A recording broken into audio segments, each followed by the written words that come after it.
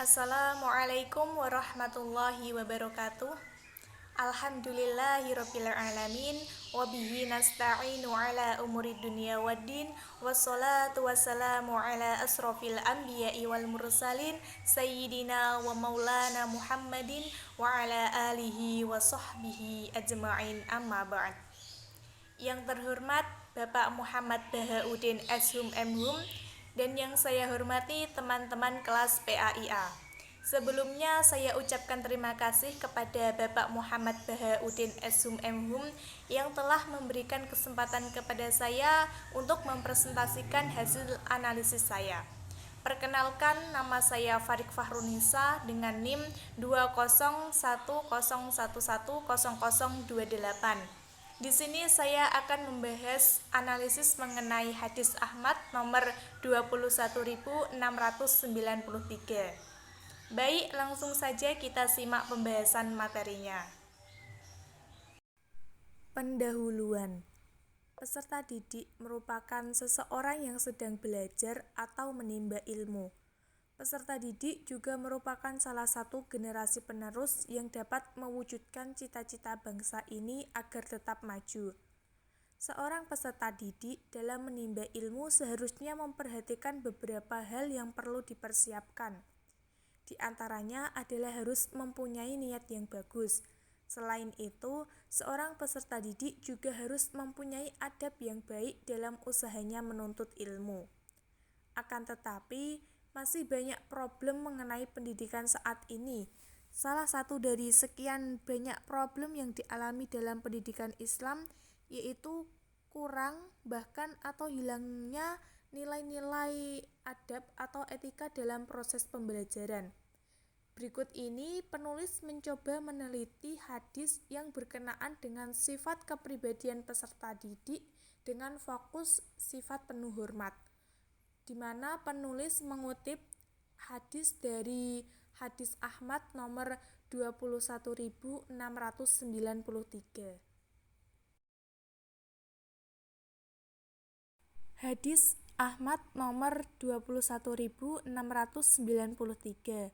Hadatsana Harun, hadatsana benu Wahbin, hadatsani Malik binul Khairiziyadi an Abi Qabilil Ma'afiri an Ubadah bin Samiti anna Rasulullah sallallahu alaihi wasallam qala laisa min ummati man lam yujilla kabirona wa yarham saghirona wa ya'rif li alimina haqqahu qala Abdillahi wa sami'tuhu ana min Harun, yang artinya telah menceritakan kepada kami Harun, telah bercerita kepada kami Ibnu Wahab, telah bercerita kepadaku Malik bin Al-Khair Az-Ziyadi dari Abu Qabil Al-Ma'afiri dari Ubadah bin As-Samit, bahwa Rasulullah Shallallahu Alaihi Wasallam bersabda, tidak termasuk umatku orang yang tidak menghormati yang lebih tua,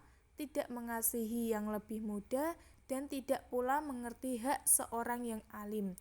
Abdullah berkata, saya mendengarnya dari Harun. Dari hadis Ahmad nomor 21693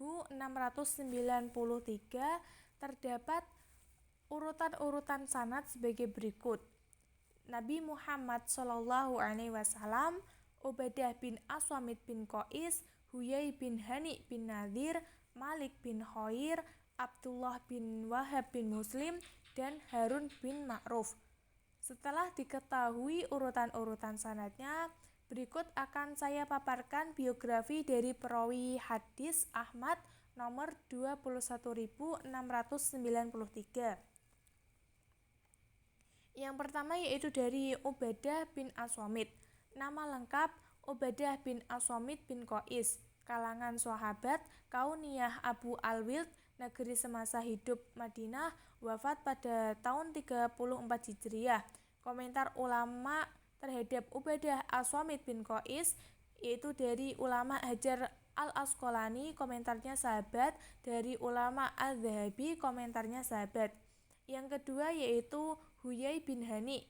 Nama lengkap Huyai bin Hani bin Nadir, kalangan tabi'in pertengahan, kauniyah Abu Qabil, negeri semasa hidup Maru, wafat pada tahun 128 Hijriah.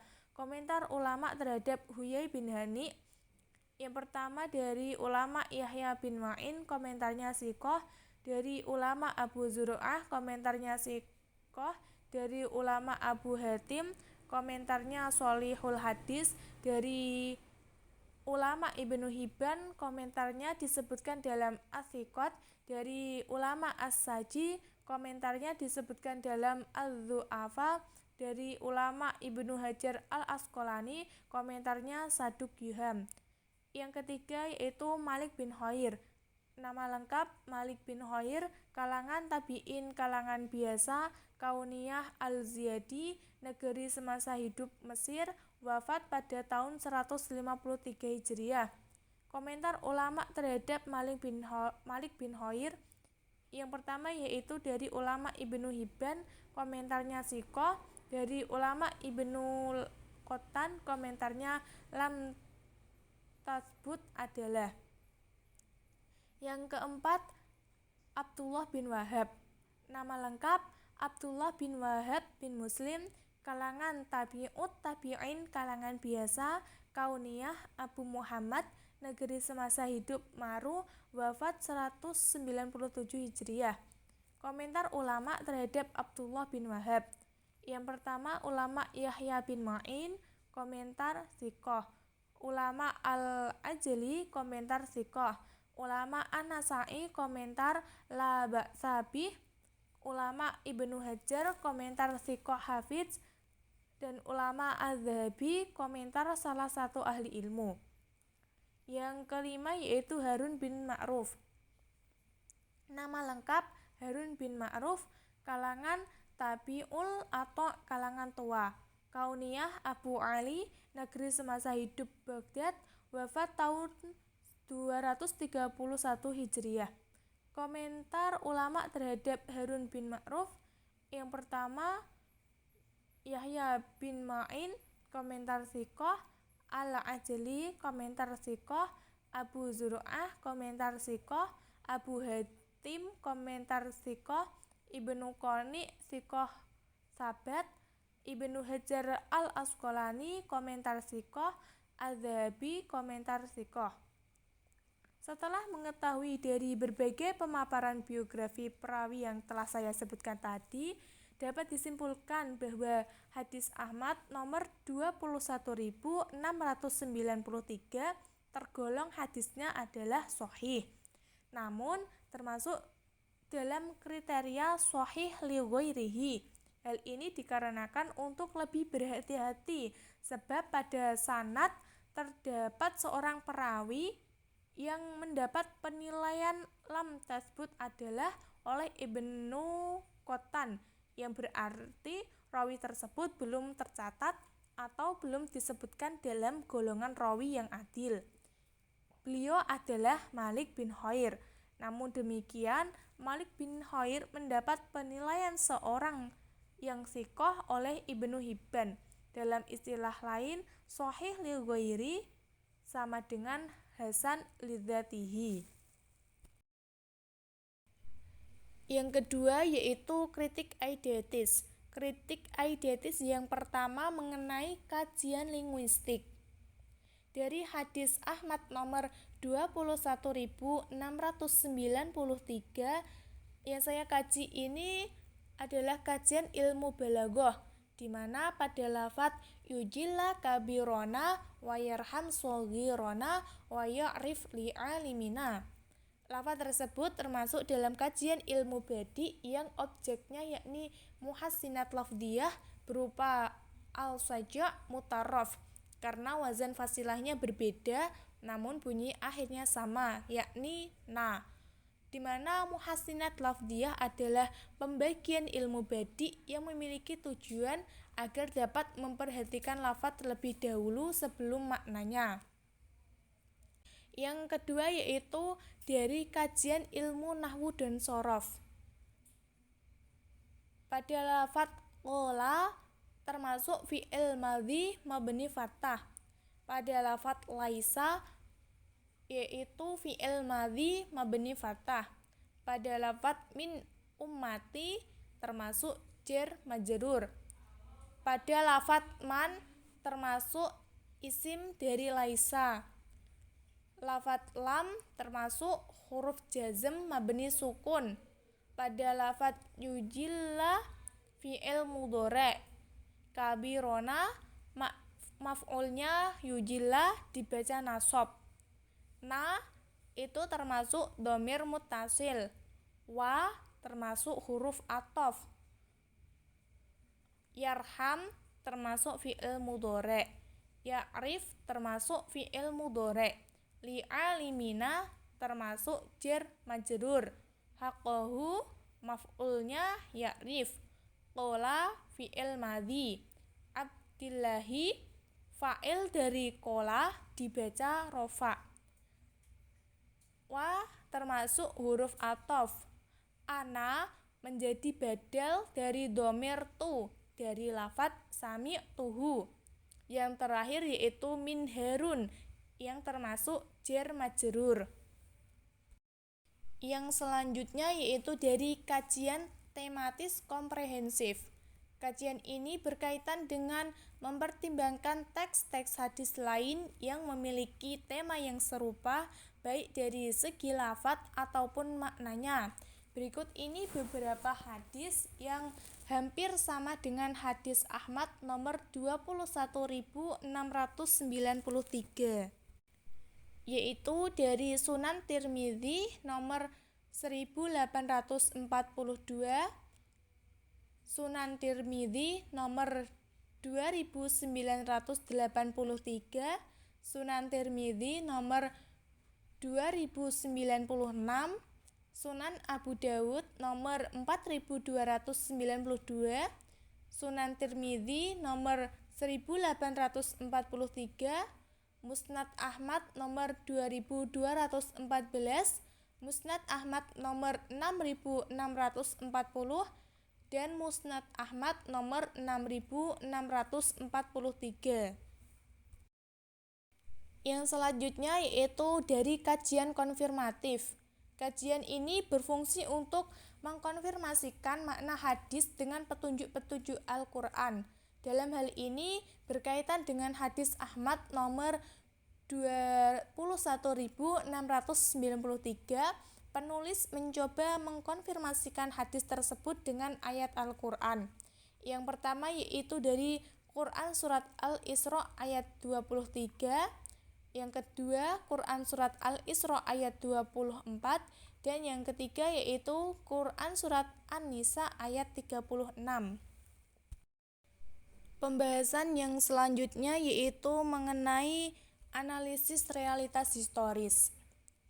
Disebutkan dalam sebuah kisah, ada 3 orang sahabat Nabi yang bernama Abdurrahman bin Sahal, Huwaisah bin Mas'ud, dan Muhaisah bin Mas'ud, di mana ketiga sahabat tersebut mendatangi Nabi untuk mengadukan suatu permasalahan. Setelah sampai di hadapan beliau, Abdurrahman bin Sahal berbicara, dan Abdurrahman bin Sahal merupakan yang paling muda di antara mereka. Maka Nabi pun menegurnya sambil mendoakan, Al-Kubra, hormatilah yang lebih tua. Kapankah yang lebih muda diperbolehkan untuk berbicara di hadapan yang lebih tua? Al-Imam Al-Bukhari dalam kitab Al-Adabul Mufrad membuat sebuah bab. Apabila yang lebih tua tidak berbicara, apakah boleh bagi yang lebih muda berbicara? Kemudian beliau menyebutkan sebuah kisah dari Abdullah bin Umar. Suatu hari Rasulullah menyampaikan sebuah teka-teki. Ukhbiruni bi syajarati masaluha masalul muslimi tu'ti ukulaha kullahinim bi'idni rabbiha wala tahuttu warafaha, yang artinya, beritahukanlah kepadaku tentang suatu pohon yang permisalannya seperti seorang muslim.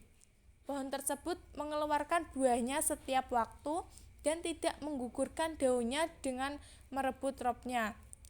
Abdullah bin Umar berkata, Dalam hatiku terbesit bahwa itu adalah pohon kurma. Namun aku enggan untuk berbicara karena di sana ada Abu Bakar dan Umar.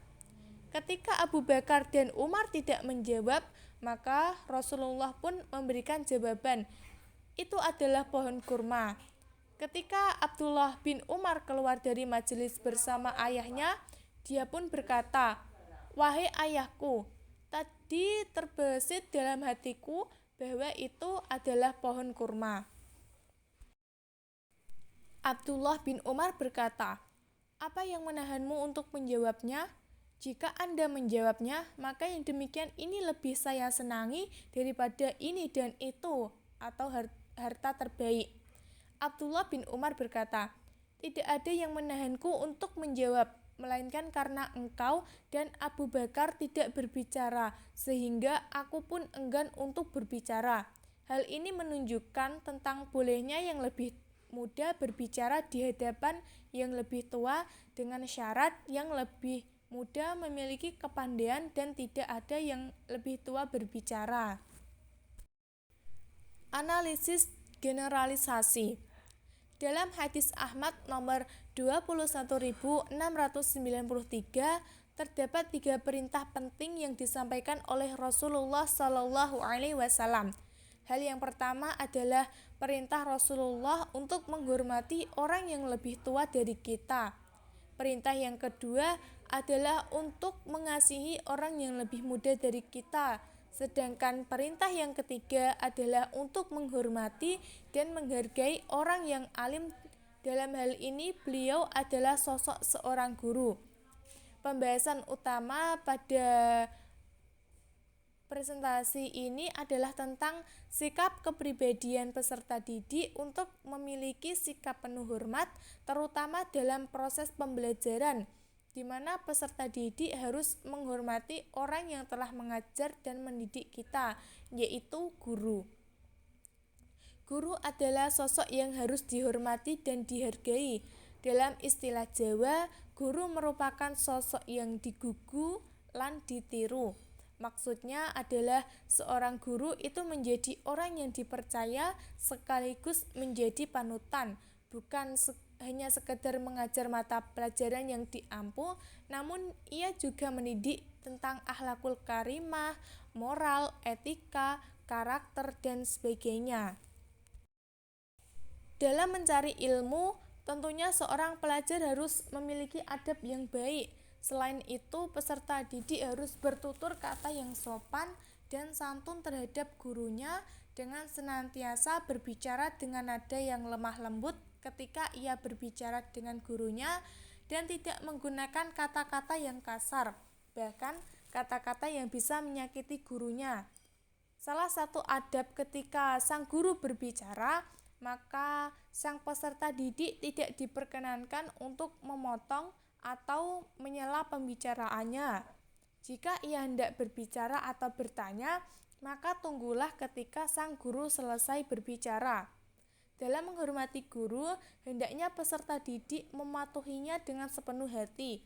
Ia senantiasa mematuhi apa yang diperintahkan oleh gurunya dengan rasa taat, selama perintah dari gurunya tidak bertentangan dengan syariat Islam. Ia mematuhi perintah gurunya bukan karena takut karena akan mendapat hukuman.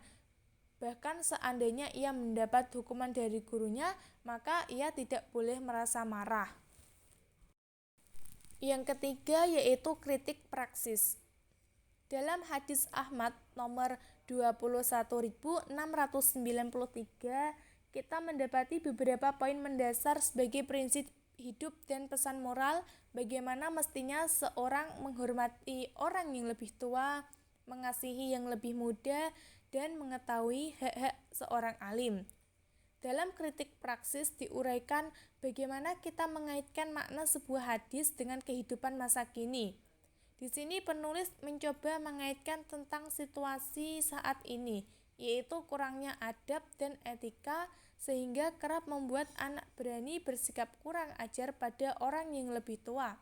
Contohnya, tidak sopan dengan orang tuanya dengan cara ketika memanggil itu menyebut nama orang langsung, membantah dan menentang orang tua, dan sebagainya. Bahkan kepada guru saat mengajar di dalam kelas. Siswa tidak lagi menganggap guru sebagai panutan. Seorang yang memberikan ilmu pengetahuan yang harus dihormati dan disegani, yang dimana pelajar seharusnya menunjukkan akhlak yang baik, justru malah menunjukkan tingkah laku yang buruk terhadap gurunya. Contohnya, guru sering dibantah, sering mengejek guru. Ketika berbicara dengan guru, layaknya berbicara dengan temannya sendiri tanpa adanya sopan santun, serta bersikap kasar dan berbicara dengan nada yang tinggi dengan guru. Akan tetapi, anggapan tersebut tidak berlaku bagi semua orang, sebab faktanya selalu ada orang yang berperilaku baik dan memiliki rasa saling menghormati terhadap sesama dan sopan santun serta etika yang baik.